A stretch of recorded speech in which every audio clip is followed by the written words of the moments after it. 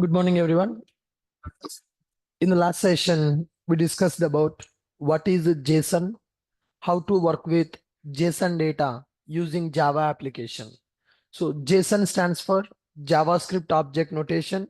It is interoperable. Nothing but JSON will work for all the platforms. In the Windows, in the Linux, in the Mac, we can use the JSON data, and JSON will work for multiple platforms also, like Windows, Linux, and it supports for multiple languages as well. Nothing but Java can understand JSON, .NET also can understand the JSON. All the languages will support for JSON data. So that's why in the distributed application development, we will use JSON as a mediator between consumer and provider. Can you tell me what is provider? What is provider, guys? The application which is providing services to other application is called as a provider application. For example, we are taking IRCTC as a provider. By using IRCTC, we can directly book the ticket, and Make My Trip also will communicate with the IRCTC to book the ticket. What is a consumer? The application which is accessing services from other applications is called as a consumer application. IRCTC we are considering as a provider. Make My Trip we are calling as a consumer. Make My Trip and IRCTC will communicate with each other by using JSON data as a mediator. IRCTC will send Make My Trip will send passenger data to IRCTC. IRCTC will send ticket data to the Make My Trip in the JSON format. In order to work with JSON data in the Java application, we are using Jackson API. Jackson API is available, which is used to work with the JSON data. You can write the value, you can read the value. Write value means convert Java object to JSON. Read value means convert JSON data to Java object. Then after, we started developing REST API by using Spring Boot. Online people, is my voice clear? Yes, sir. Yeah, Yes, very sir. good. Fine. So we are trying to understand how to develop REST API by using Spring Boot. So in the Spring Boot, there is a dependency called Web Starter dependency is available. By using that Web Starter, we can develop REST API as well as web application. To develop the REST API using Spring Boot, we are going to work with some annotations. Can you tell me what are those annotations? REST controller, request param, path variable, request body, get mapping, post mapping, put mapping, delete mapping. What is the purpose of REST controller? It is used to make our class as a distributed component. If one class wants to communicate with if one project wants to communicate with the another project, then REST controllers will be used. REST controller nothing but controller plus response body. So your class will handle the request and your class will send direct response to the client.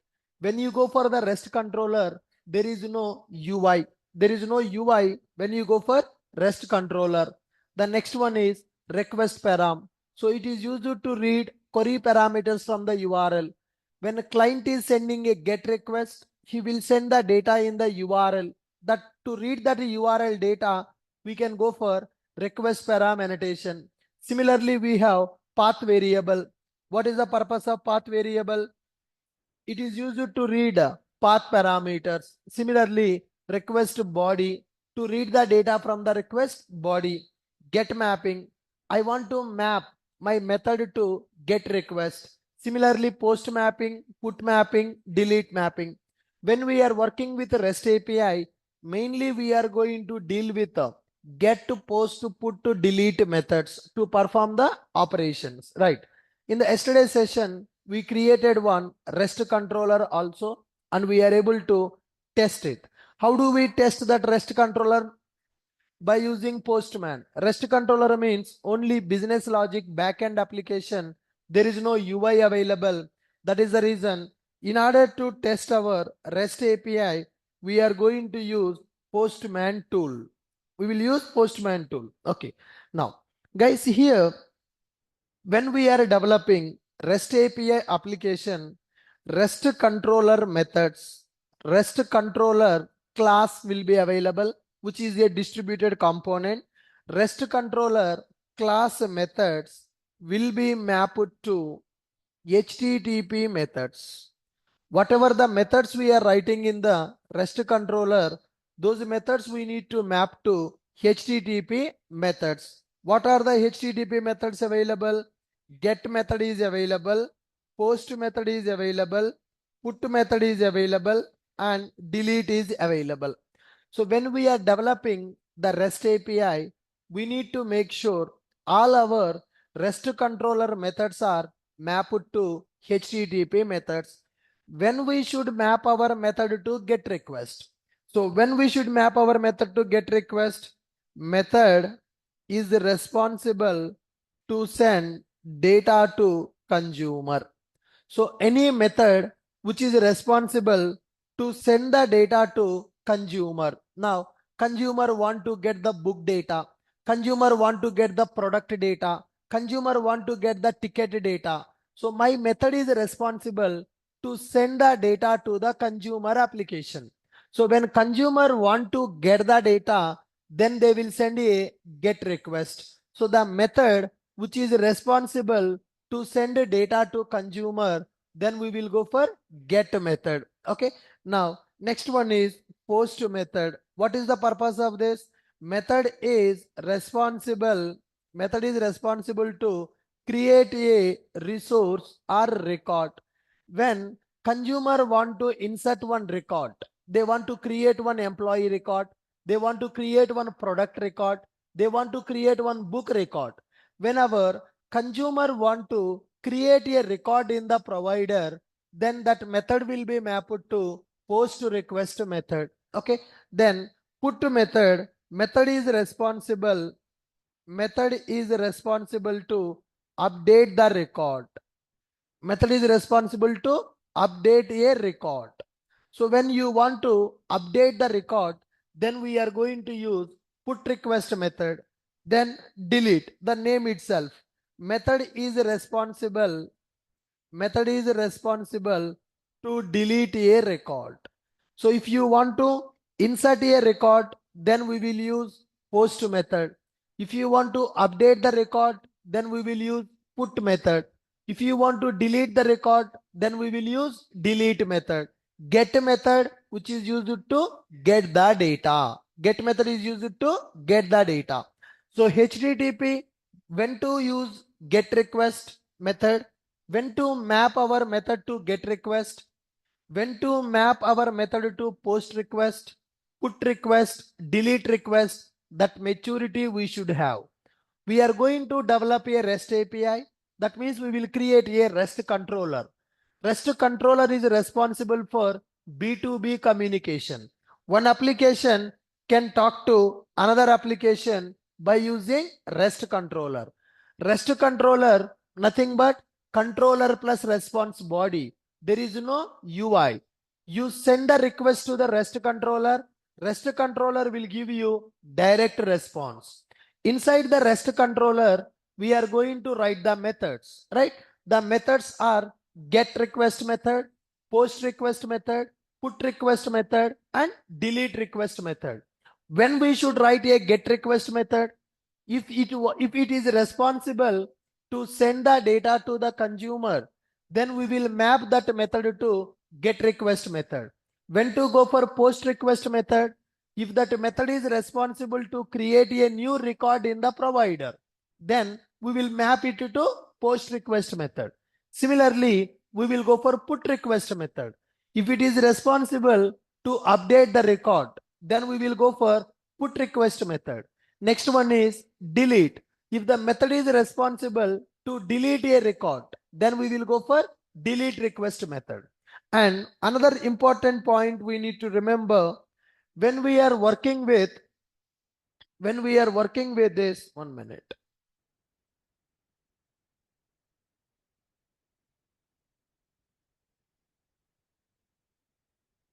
When we are working with this HTTP request methods, we need to understand the request structure.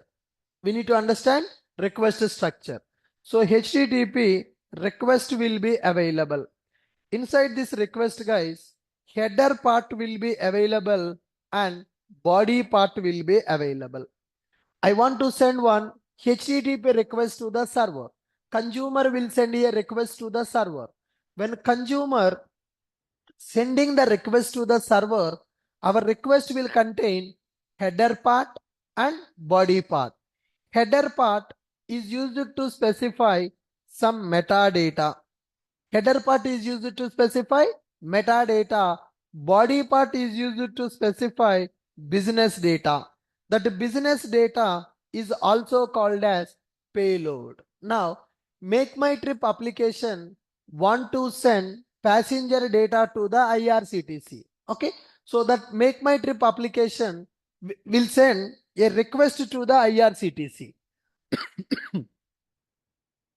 Make My Trip application will send one HTTP request to IRCTC application. Assume that this is IRCTC application. When Make My Trip is sending request to the IRCTC, that request will contain header part and body part. What will be there in the header? Header will contain metadata. Body will contain business data. Business data is nothing but payload. Business data nothing but payload.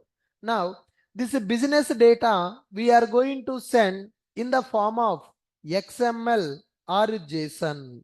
Business data will be sent to the provider in the form of XML or JSON. Are you getting my point? Now, here this body is not available when you go for GET request. When you go for GET request, this body will not be available. For POST request, for PUT request, for delete request, body is available. So consumer can send the data. Consumer can send the payload to the provider in the body. If it is POST or PUT or delete. Why the body not available for GET request? What is the meaning of GET request? GET request is used to send the data to provider or get the data from the provider. Get the data from the provider. Consumer will send a GET request to get the data from the provider. And remember, when we are sending a GET request to the provider, body will not be available. Only header part will be available, body part will not be available. But if you go for POST request, PUT request, delete request, this body also will be available. Now, so REST controller methods will be mapped to HTTP methods. GET method, POST method, PUT method, delete method. GET method will not have request body. GET method will not have request body. Okay. What about POST, PUT and delete? POST, PUT and delete methods will have request body. What is the purpose of that request body? What is the purpose of request body? Request body is used to send a payload. Is used to send payload from consumer to provider in the form of XML or JSON. So when you are developing a distributed application, HTTP protocol will play very important role. Every method will be mapped to HTTP method. When you are sending a request from consumer to provider, you need to understand what type of request you are sending and where you need to send the data. Is it a GET request or POST or PUT or delete? When I will send a GET request to get the data from the provider, when you go for the GET request, body will not be available. But when you go for POST, PUT to delete request, body will be available. What is the purpose of request body? Request body is used to send payload to the provider. Now, Make My Trip is available, IRCTC available. Let's take this example. Make My Trip application is available and IRCTC application is available. Who is a provider? Who is a consumer? IRCTC is a provider. Make My Trip is a consumer. Now, Make My Trip want to book a train ticket for the customer. What request it has to send? Post. Correct. Because passenger data should be sent to the IRCTC. Passenger data will contain name, email, some phone number, Aadhaar number, date of birth, gender, from address to address. Lot of information will be available. With that information, one ticket should be created. One record should be created. When the record should be created, what type of request we need to use? We need to use a post request. Now, in the post request, header will be available, body will be available. In the header, metadata will be available. In the body, payload will be available. What is the payload here? Business data. What is the business data we are going to send to the IRCTC? Passenger data. What is the payload here? Passenger data. Make My Trip application will send passenger data to the IRCTC in the XML format or in the JSON format. Then IRCTC application will book the ticket for the passenger.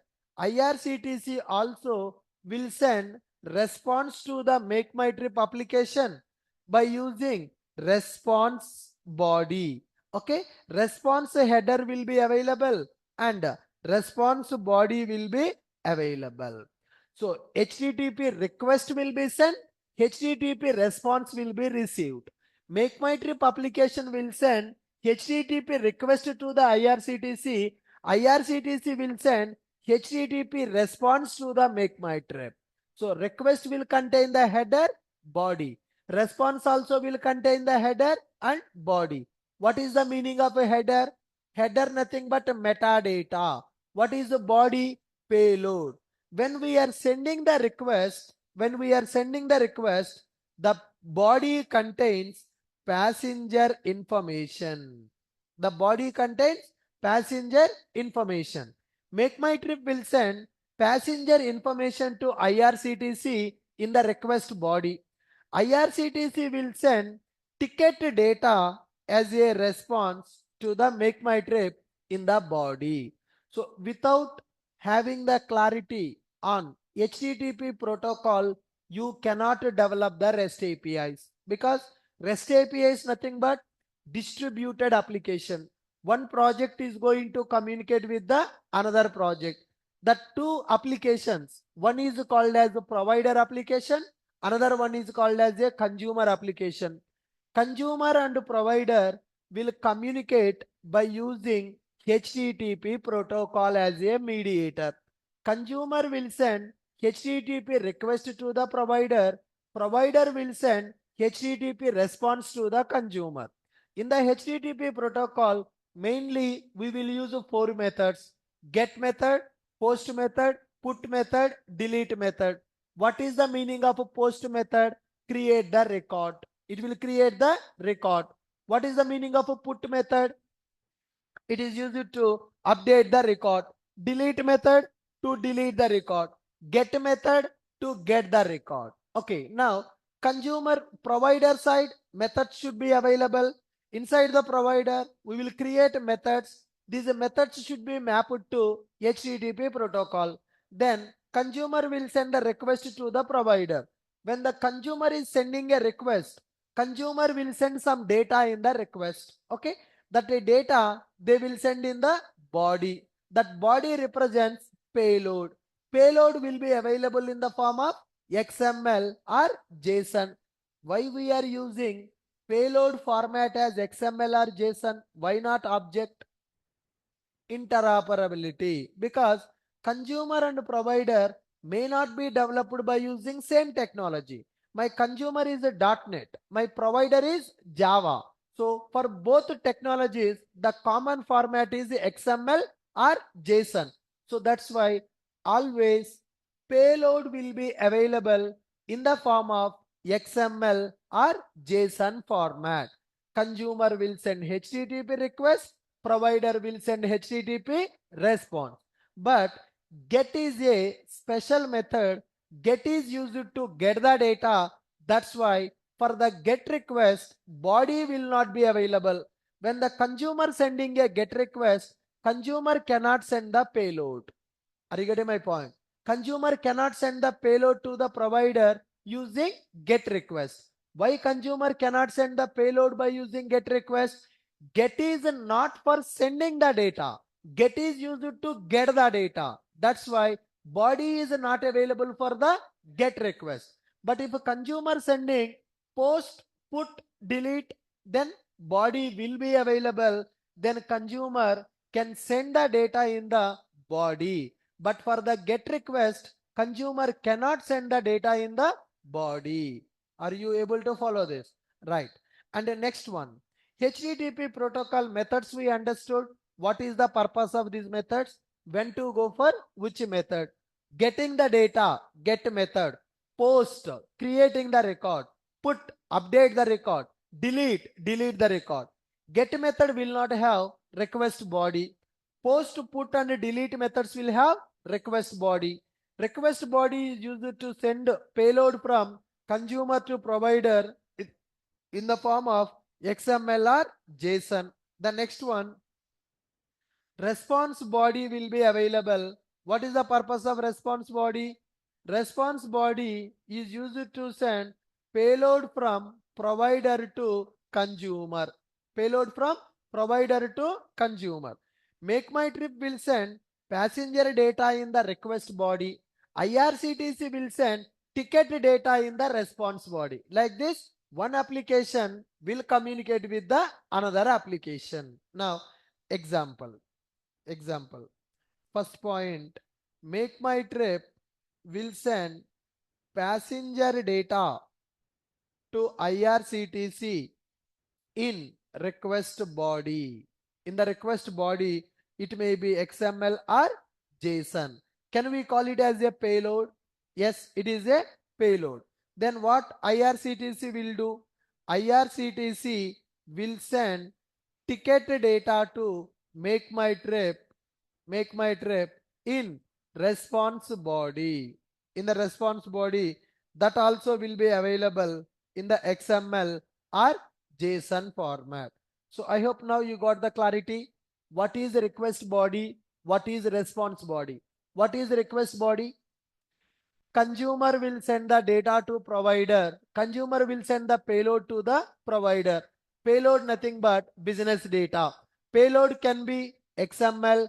Payload can be JSON. Payload can be text also. It can be XML or it can be JSON or it can be text also. What about the response body? What about the response body? Response body nothing but provider will send payload to the consumer. Okay, good. HTTP protocol will be used as a mediator between consumer and provider. Okay, so HTTP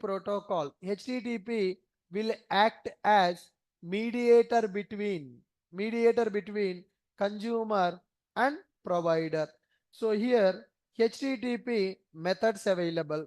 Get request method, post request method, put request method is available. REST controller methods should be mapped to these HTTP protocol methods. Without mapping REST controller methods to HTTP methods, you cannot develop a REST API.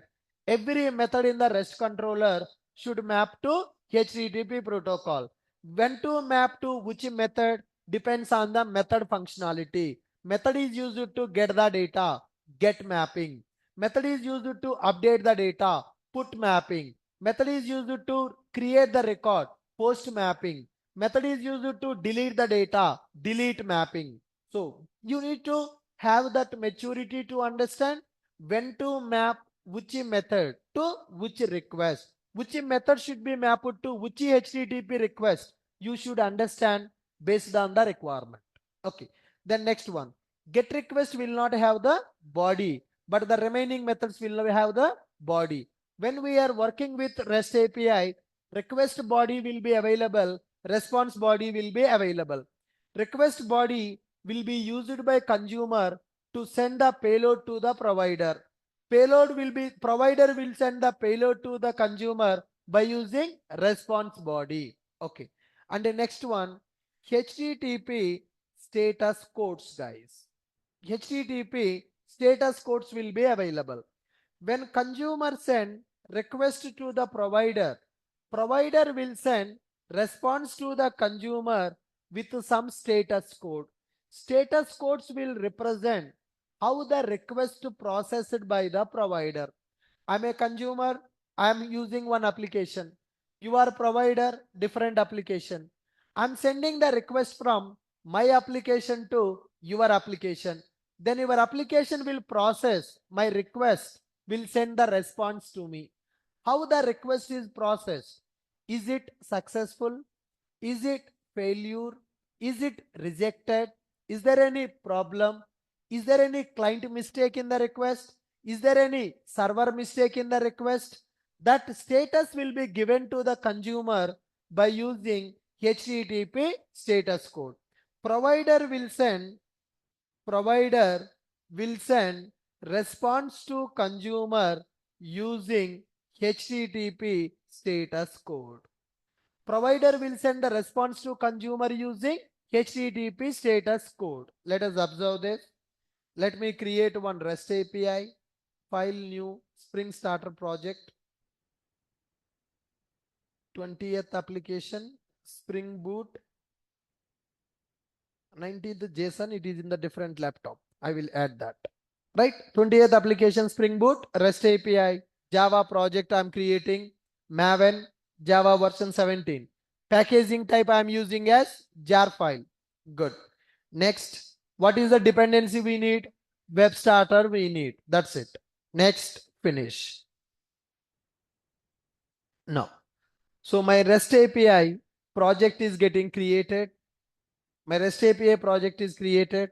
Now, inside this project, form.xml, you can see the dependency.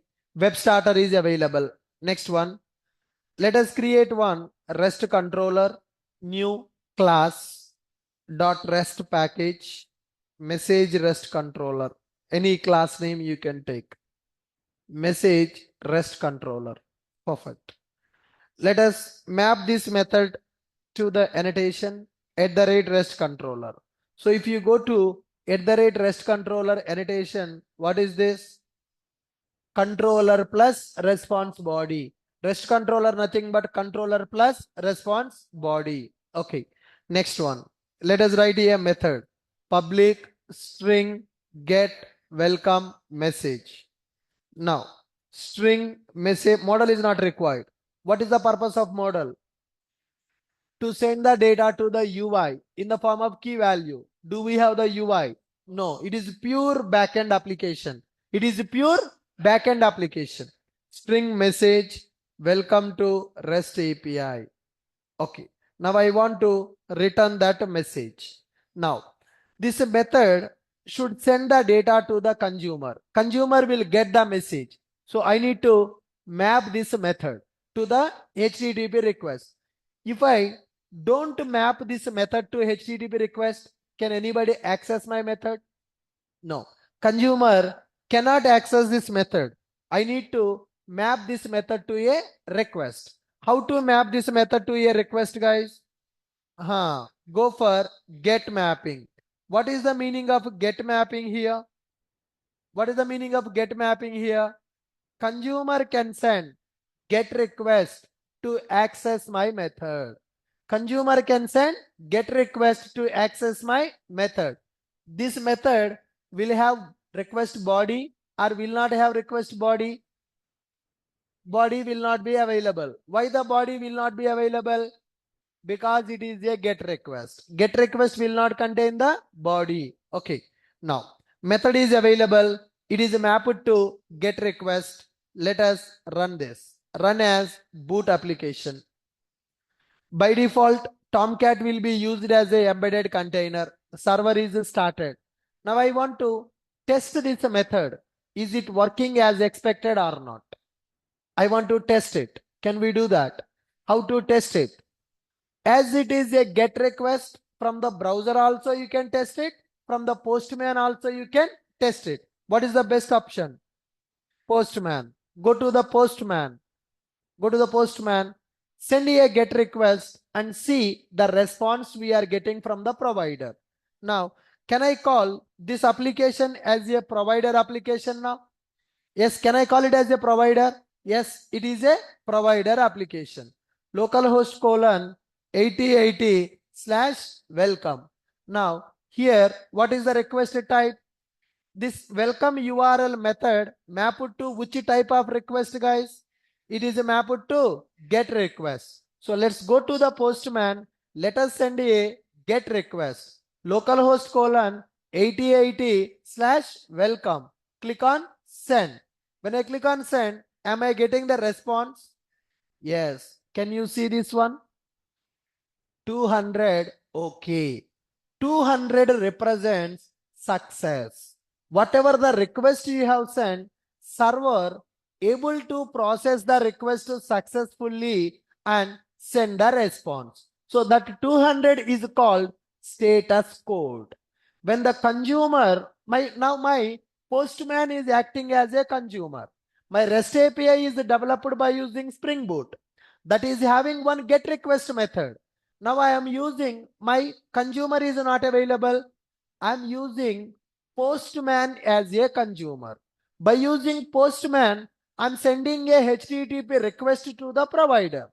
Provider processed my request, send the response.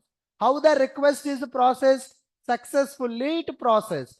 How I will understand that it is success? I am getting 200. 200 is a status code which will represent success. Whatever the request you send, successfully that request got processed. So when we are developing REST API, status codes also very important. For example, now I will send the request with the welcomes. I'm sending a request with the welcomes. Observe the status code. Click on send. What is the status code I'm getting? 404 not found. Boss, whatever the URL you are trying to access, not available in the provider. Not found. Resource not found. 404 nothing but whatever the resource you are trying to access, that is not available. Okay. Now let me do one more thing. Welcome only. Let me make a post request. But actually it is mapped to which request? Get request. But what request I am sending? Post request. Click on send. Then what is the status code I am getting? 405 method not allowed. Boss, in the provider, that method is mapped to get request, but you are sending a post request not allowed. What is the status code for that? 405. 405 will represent method not allowed. 200, 404, 405. 200 means success. 404 means client problem. Client is trying to access a method which is not available in the provider.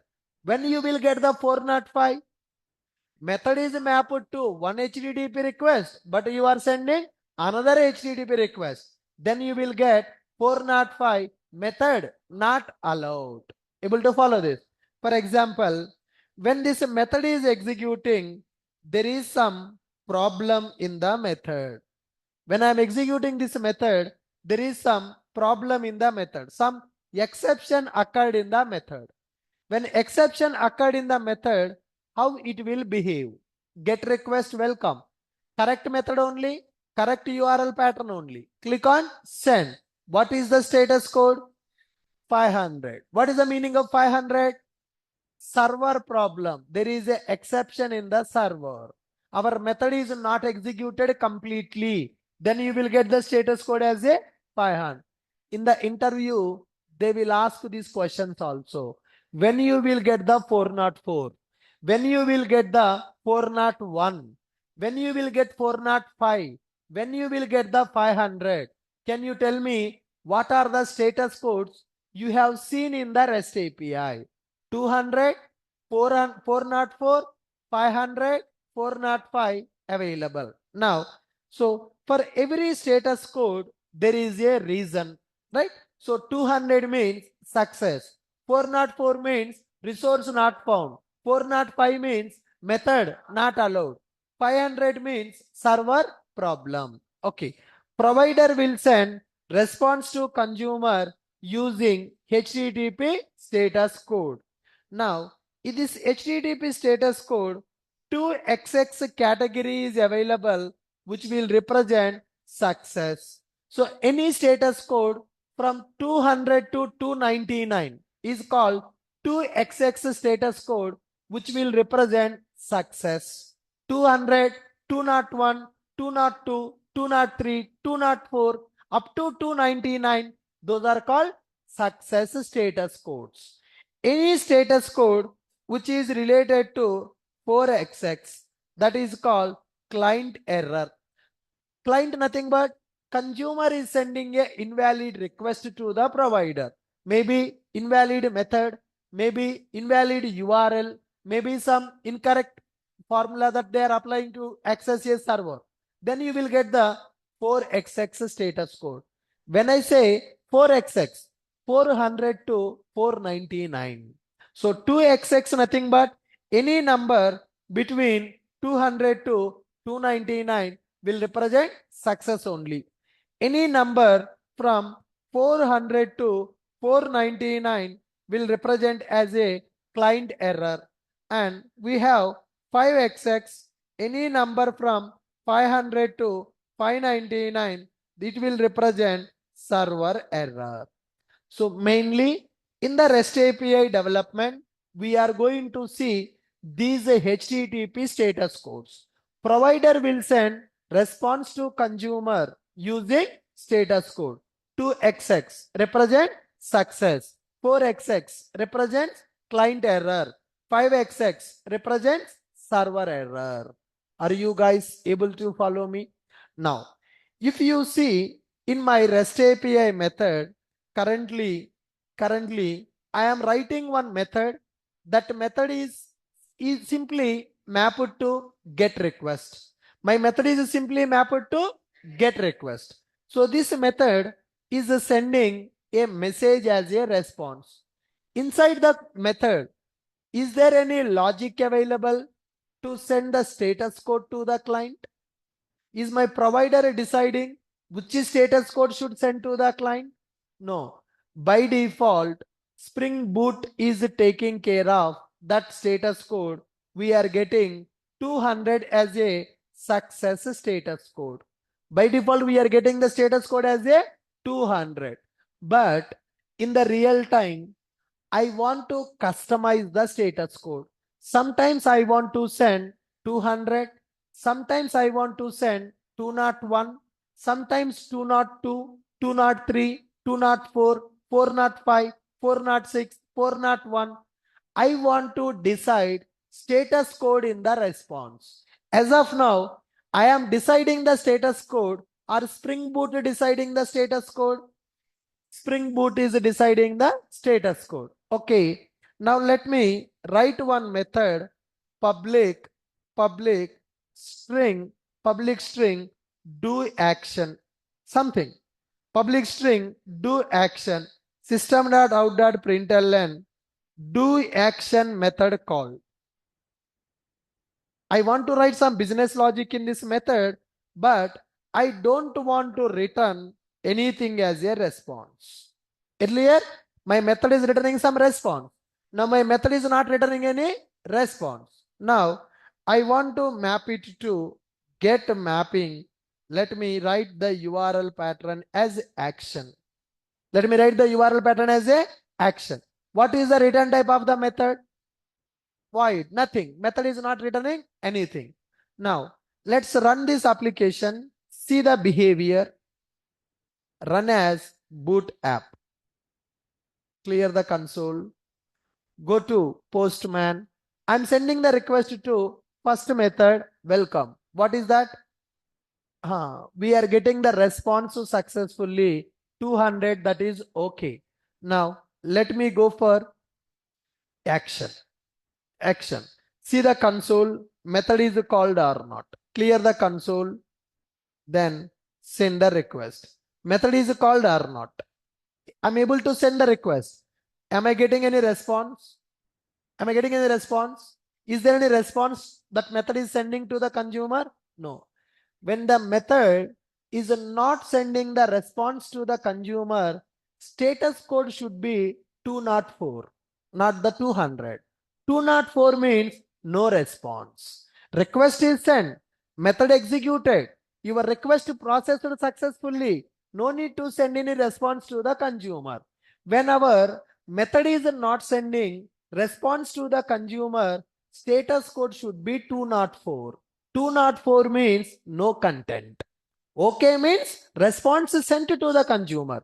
But this method sending the response, not sending the response, not sending the response. When this method is not sending the response to the consumer, it should give the status code as 204, not the 200. As I told you, every status code having a special meaning. 200 means okay. Consumer send a request, provider processed it, provider sent a response to the consumer. In that scenario, we need to go for 200. But in the second scenario, consumer send the request, it processed, but no response to give to the consumer. We are not giving any response to the consumer. When we are not giving any response to the consumer, status code should be 204. Status code should be 204.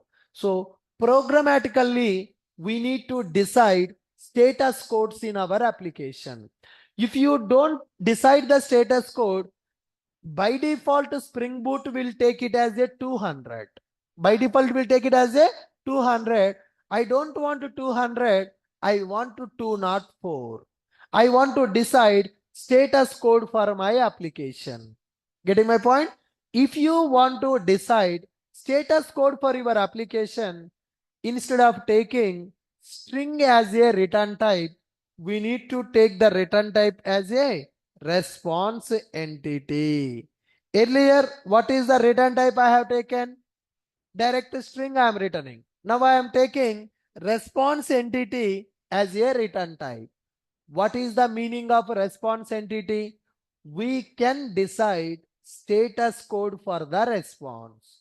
When you take response entity as a return type of your method, you can decide what is the status code you want to send to the consumer. When you have the response entity, let us create like this. New, I'm creating response entity object. What is the body? What is the status code you want to send? Now, new response entity status code. I can body, my body is message status code http status dot okay. What is the meaning of okay status code? Okay means success. Now return this object. Now if you go to HTTP status, you will understand the codes. Okay. Now here codes are available. What is this one? 200. Okay. 201 success. 202 accepted. 203 successful. No authoritative information. What is this? 204 no content. 205, 206, 7, 8, 226, then 300. Go to 400. What is the 400? Bad request. 401 unauthorized. 402 payment required. 403 forbidden. 404, 405 not allowed. 406 not acceptable. 407 proxy. 408 timeout. 409 conflict. 410 gone. 411 length. 412 413 414 415 16 17 18. Oh my god, there are so many codes available. Next one, 500. What is the 500? Internal server error. 501 502 bad gateway. 503 service unavailable. 504 for every status code, there is a meaning. In the interview, they will ask, what is the meaning of this status code? Now, my method want to send 200 status code. So if you take direct string as a response, it will give 200 as a status code. When you don't want to give status code, default status code, if you want to customize the status code, then what you need to take as a return type? We need to take the response entity. Then I'm creating object for the response entity. This is first parameter, my body, response body. Whatever the data that you want to send in the response body, that is first parameter. What status code you want to send, that is second parameter. So programmatically you can decide what status code you want to send to the consumer. If you don't write it programmatically, boot will send default status code. Now, void. In this method, I want to send, in this method, I want to send 204 as a status code. If I take void as a return type, what is the status code is coming to the consumer? What is the status code is coming to the consumer? 200. What is the meaning of 200? Okay. But actually, what status code should come to the consumer? 204, because there is no content. Method is not returning anything. Instead of void, let us take response entity of void. Now, response entity of void. Return new response entity. Body not available. First parameter not available. Only one parameter. Earlier, body available, status code available. Now, only status code is available.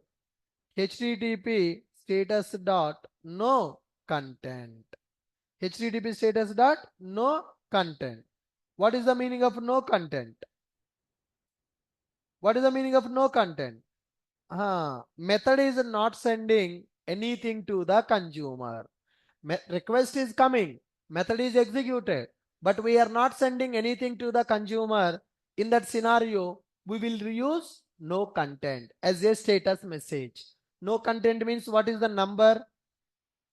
204 is the number for that. Okay, good. In one method, you see response entity class. Can I say it is two parameterized constructor? Can I say this is one parameterized constructor? So two parameter means body, what data you want to send in the body, what is the status code you want to send. When I go for one parameter, direct status code we are sending. Go to response entity, see that how many constructors available, status code, body and status code, map and status code, body and map and status code, body, map and status code is available. 1, 2, 3, 4, 5. There are 5 constructors available in the response entity. So here I am using one constructor. Here I am using one constructor. First parameter is the body. Second parameter is the status code. Here I am using another constructor which is sending only status code, no body, no content. What is response entity? It is a predefined class in the Spring Web MVC which is used to construct the response to the consumer. What body you want to send in the response and what status code you want to send in the response, programmatically you can decide. Are you getting my point? Now, suppose if I am writing one method, public string get greet message. Public string get greet message. String message is equal to good morning. String message is equal to good morning. Return message. What this method is returning? What this method is returning? Direct string is returning. What is the status code it will take, guys? If the method is executed successfully, 200. So this logic will do the same thing. So whatever the message you are returning, it will go as a body. Status code by default 200. Here boot will take care of that body and status code. Here programmer is taking care of the body and status code. Are you getting my point? If you want to return your own status code, if you want to customize the status code for the response, this approach we need to follow. So you take response entity as a parameter. You create the object for the response entity. You decide what body and what status code you want to send to the consumer. Now, let us run this application. Run as boot application. started. Go to browser. Let me send request for greet method. Send the request. Good morning. Status code 200. Who decided status code is 200? Who decided that status code is 200? The status code it is decided by our Spring Boot. Now let's go for welcome. Let's go for welcome. Who decided this status code? Programmer is deciding that status code. What is the status code we are getting? 200 we are getting as a status code. Now let's go for action. Action, there is a method is available. Action, there is a method available. So what we are going to do in the action? What we are going to get as a status code? 204. What is the meaning of 204?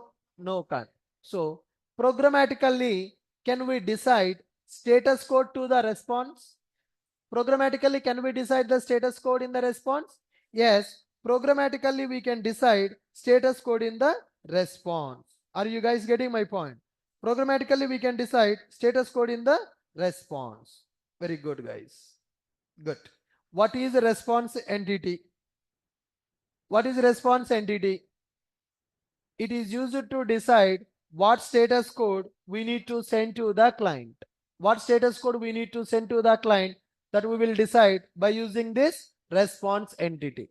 Now, all these methods are mapped to GET request. Now, can consumer send the data to the GET request in the body? Can you read? Now, I want to send a GET request to the server. When I want to send a GET request to the server, can I send the data in the body? What it is saying, can you read this? What it is sending, can you read this? This request does not have a body. This request does not have a body. Why the body not available? Why the body not available? Get request means not to send the data. Get request means get the data. That's why body will not be available. If I go to post, if I go to post request, then body will be available. If I go for post request, then body will be available. For the get request, we cannot send the data in the body. Then how to send some data to the REST API when we are using a GET request? Now, I want to get the customer. I want to get the customer based on the customer ID. I want to get the customer based on the customer ID. How to send that ID to the REST API using GET request? So GET request will not have a body. Suppose if you want to send some data to the GET request, we need to use body. No, we cannot use the body. We need to use path parameter or query parameter. So when we should use path parameter or query parameter? When you are sending GET request to the REST API, if you want to send some data in the GET request, as body will not be available, we need to use query parameters or we need to use path parameters. Are you able to follow this? Query parameters and path parameters will be available. Now, greet method, I want to take name as a query parameter. I want to take the name as a parameter. So name will come in the URL in the form of key value. How to read that query parameter? By using a annotation called request param. What is the key of the request param? Name. Name is a key. For that key, I want to get the value.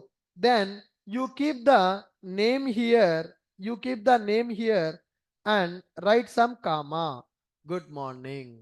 You keep the name and write the comma. So my greet method is expecting name. Greet method is mapped to which request, guys? Get request. Body will be available or body will not be available. That's why I'm taking request param. What is the meaning of request param? Query parameter. Now go to our URL. Let us send a get request with the query parameter. Go to URL. Let us send a get request with the query parameter. Now go to Postman, run this application, refresh, clear this, run as boot app, clear that console. Now let's make a request for greet. Send the request. What happened? Earlier we got 404. Now we are getting 400. What is the difference between 400 and 404? What is the difference between 400 and 404? 400 means bad request. 404 means resource not found. Bad request and resource not found. Are you guys clear with my point? Huh. That greet method expecting a query parameter, but we are not sending that query parameter. That's why it is a bad request. Our method is expecting a query parameter, but we are not sending that query parameter. That's why we are getting as a bad request. Able to follow me? Now, how to send that query parameter? Question mark, name is equal to some value. Name is equal to some value. This is called query parameter. So how to read that query parameters? By using which annotation, guys? By using request param annotation. By using request param annotation. Click on send. Now, are we getting the response? What is the status code? 200. Okay. Key comma value. We are getting the response in the form of text data, which is having the status code as a 200 with a okay. Suppose if I don't send it, bad request. Why we are getting as a bad request? That get request method is expecting query parameter in the URL. That get request method is expecting query parameter in the URL. Okay, guys, good, fine. Next one. Suppose I want to take a path parameter. Query parameter will be available in the form of key and value. I don't want to send the data in the form of key and value. I want to send the value directly. Then go for path parameter. When you go for path parameter, we are going to specify placeholder. Now, let me read the name. How I will get this name? Path variable. Okay. Query parameter already we discussed in the WebMVC. What is query parameter and what is path parameter? To read the query parameter, we will use request param annotation. To read the path variable, to read the path parameter, we will use path variable annotation. We will use the path variable annotation. Are you guys getting my point? Request param is available, path variable is available. Let me take that name and let me give welcome to REST API.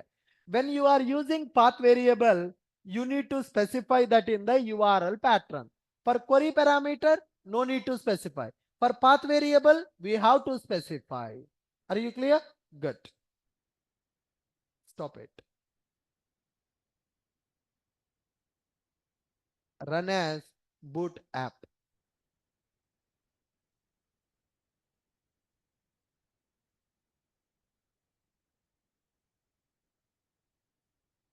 Clear the console. Got it? Now, greet. How I am sending the name to the greet method? Query parameter. Now, let's go for welcome / direct name. Path parameter means direct value. Query parameter means key value. Click on send. Am I able to get the response? Yes, we are able to develop a get request method which is taking path parameter, which is taking query parameter. Tomorrow we will understand when to go for path parameter, when to go for query parameter. Are you able to follow this? Today, I want you to develop this REST API using response entity, get request method with the query parameter, get request method with path parameter, and test it by using Postman. Clear, guys? Any doubts, anyone? Why we are using query parameters, path parameters here? It is a GET request, body will not be available. That is the reason we are taking either query parameter or path parameter. If it is a POST request, body will be available. For PUT request, body. For delete request, body. As it is a GET request, body is not available. As it is a GET request, body will not be available. Are you guys able to follow this? Good. Any questions, anyone? Still, are we using any JSON data? Am I using any JSON data? No. So tomorrow we will see how to return the JSON as a response. Good. Fine, guys. Thank you. With this, I'm stopping for today. We'll meet in the tomorrow session. Now, I'm going to add this REST controller, which is using path parameters as well as query parameters. So develop this REST API and test it by using Postman. Good. Online students, anyone having any questions? You can unmute and you can ask me. Meanwhile, I will upload the notes. Hello, sir. Yes, sir. Hello. Yep. Hello. Go ahead. Yes, Go madam, ahead. I Go can ahead. hear you. Sir, could you give an example in which scenario we return that no content as a status code? We will see that. Once we go for the project development, we will understand. All right, sir. Thank you. Ashok sir, how we can send a header like? We'll come to that, sir. Header sending Okay. also will be, we will be seeing that. Okay, sir. Yeah. Like provider and consumer having like header same both side returning the same header from the provider app also. We will see that, sir. I'm not talking anything about the headers as of now. Okay. So once we go to the Okay. header part, then you will understand how do we return the header. Okay. Hi, Ashok, this is Akshay. Yeah. Hi, Uh, Akshay. so there is one method if I've mapped with the get, right? Get mapping. And you Correct. have written the request map param. So I Correct. tried without request param, it's working. So what could be the reason? Maybe some default value it is taking. I tried in the URL, I have given same name, but I have not used this request parameter. Share that Notice. screenshot in the group, sir. I will check it. Okay. Yeah. So guys, please do the practice before coming to tomorrow's session, right? Get request we are trying to understand with the path parameters and query parameters. Ashok, if you use Angular, then same we use REST controller. Yes, Use. sir. Yes. If your front end is Angular or React also, in the back end REST controller will be available. We won't use controller, right? Last week we used controller, right? Controller we will use only if you have UI in the project. So tomorrow UI will be in the Angular. The backend will be only REST API, REST controller. Ashok sir. Yep. JRTP will start again one more batch. In the January end it will start, sir. Thank you. Ashok? Yes. In backup videos, 30th December recordings are not there. I will check it today once I will upload. Okay. Yeah, hi Ashok. This is Sudhakar. Yes, sir. Tell me. Do we cover the collection, like collection of this one API? How do we import the Postman? Collection of? The collection of APIs we have, right? For example, the Collection of Postman APIs. collection, Postman collections. Not, sir. Not yet covered. Not yet covered. Okay. Okay. Thank you. Thank Yeah, you. Ashok. Yeah, apart from get and post, delete. Sir, today we understood only guest. In the coming classes, post, put, delete, we are going to learn. Okay, sir. Okay. Cool, guys. Fine. Thank you. With this, I'm stopping for today. Please do the practice before coming to tomorrow's session. We'll meet in the tomorrow's class. Thank you, guys.